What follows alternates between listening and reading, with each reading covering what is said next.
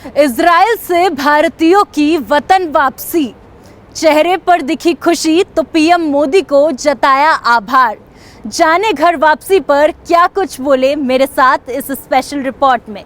नमस्कार, मैं Nalini Singh Paliwal, APN news देख रहे हैं आप। इजराइल में फंसे भारतीयों को निकालने के लिए भारत सरकार ऑपरेशन अजय शुरू कर चुकी है। इजराइल के तेल अवीव एयरपोर्ट से 212 भारतीयों को लेकर पहला चार्टर विमान शुक्रवार सुबह भारत पहुंच चुका है। विदेश मंत्रालय ने कहा कि अभी हमारी प्राथमिकता उन्हीं भारतीयों को सकुशल वापस लाने की है जो लौटना चाहते हैं। जैसे जैसे लौटने के आग्रह मिलते रहेंगे, उसी हिसाब से उड़ानें तय की जाएंगी। फिलहाल इस ऑपरेशन में चार्टर विमानों का इस्तेमाल किया जा रहा है, लेकिन सभी विकल्प खुले हुए हैं।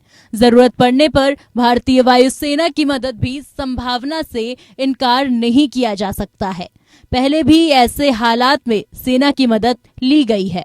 ऑपरेशन अजय के तहत इजराइल से 212 भारतीय नागरिकों को लेकर पहली उड़ान दिल्ली हवाई अड्डे पर उतरी, जहां केंद्रीय मंत्री राजीव चंद्रशेखर ने एयरपोर्ट पर नागरिकों का स्वागत किया।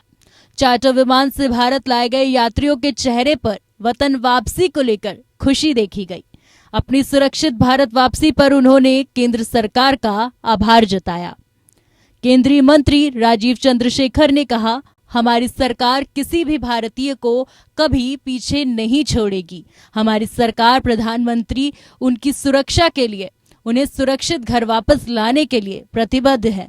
हम विदेश मंत्री डॉक्टर एस जयशंकर, विदेश मंत्रालय की टीम, एयर इंडिया के इस उड़ान के चालक दल के आभारी हैं, जिन्होंने इसे संभव बनाया, हमारे बच्चों को सुरक्षित और स्वस्थ घर वापस लाया और उनके प्रियजनों के पास वापस पहुंचाया।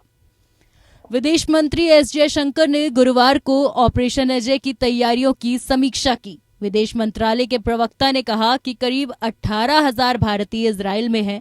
उनसे अपील की जाती है कि वे खुद को भारतीय दूतावास में रजिस्टर कराएं और एडवाइजरी पर ध्यान दें।